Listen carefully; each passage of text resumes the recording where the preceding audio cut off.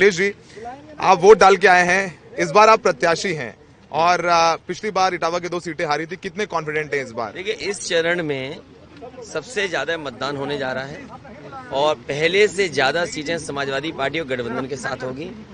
इस क्षेत्र ने जब कभी भी सरकार बनाने के लिए वोट किया होगा, बड़ी संख्या में सीटें जीती हैं। इसी फेस में बुंदेलखंड है जहां सबसे ज्यादा पलायन हुआ है, सबसे ज्यादा बेरोजगार नौजवान हैं, सबसे ज्यादा जब सबसे ज्यादा मजदूर आए थे तो सबसे ज्यादा दुख और परेशानी का सामना उन्हें करना पड़ा था। वहीं किसानों की आय दोगुनी नहीं हुई।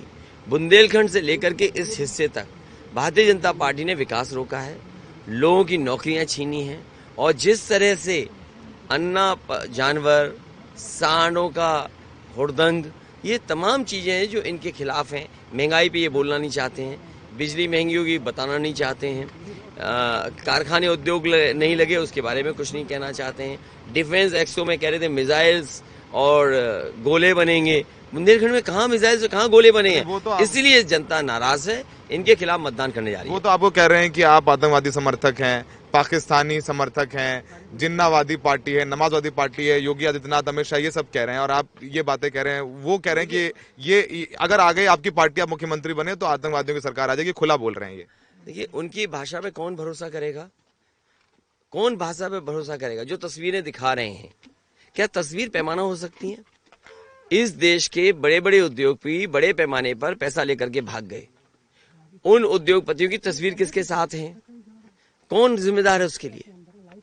आखिरी सवाल सर, पिछली बार शिवपाल जी नाराज थे, इस बार आप रोड शो साथ में किया, नेताजी भी साथ में थे, इस बार पूरा परिवार एक है और बड़ा इंटरेस्टिंगली आपने इस बार बहुत परिवार से बहुत एक सिर्फ हमें लग रहा है शिवपाल जी लड़ रहे हैं, तो ये सब शिवपाल जी को कैसे साथ लेकर के आए? और क्योंकि वो भी प्रत्याशी हैं और आप भी प्रत्याशी हैं यहाँ पे। मेरी कोशिश थी कि क्षेत्रीय दलों को साथ लाऊं और उनका भी एक दल था, इसलिए उनको साथ ला करके गठबंधन का जो एक बड़ा ग्रुप बनाना था वो सभी बनाने का काम हुआ है। आखिरी सवाल आपसे सर, आपके सामने एसपीएस बघेल हैं, वो कह रहे हैं कि हम हरा देंगे और अमित शाह जी आए थे, बोल रहे थे 300 पार है, अखिलेश जी हार रहे हैं सीटें, तो अब तो प्रतिद्वंदी तो है ही है सर, आपके सामने बीजेपी के उम्मीदवार हैं बघेल साहब। भाई, अगर एक सीट जीतने से 300 सीटें कोई जीत जाएगा या एक सीट 300 बराबर है, तो सोचो अगर मैं एक सीट जीतता हूं तो हमारी कितनी सीटें होंगी? तो ये गणित तो बीजेपी को आना चाहिए।